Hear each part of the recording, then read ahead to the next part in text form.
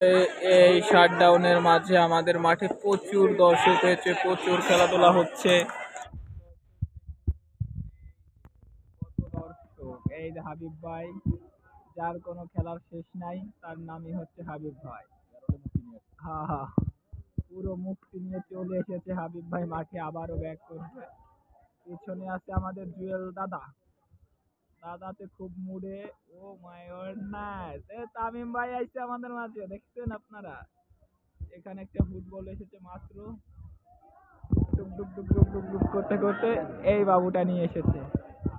আর এই যে আছে, ও এই যে সেই খুদে প্লেয়ার, তার পিছ পিছে যাচ্ছে।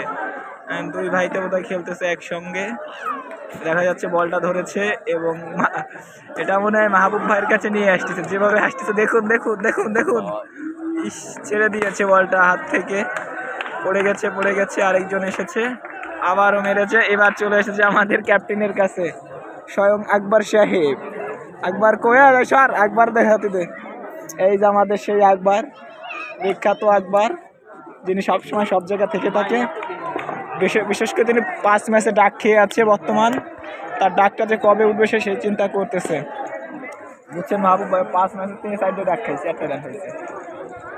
দর্শক দর্শক আবার চলে এসেছে আমাদের মেচ্ছে। এরা গেম খেলাচ্ছে, গেম পাচ্ছে না বলে।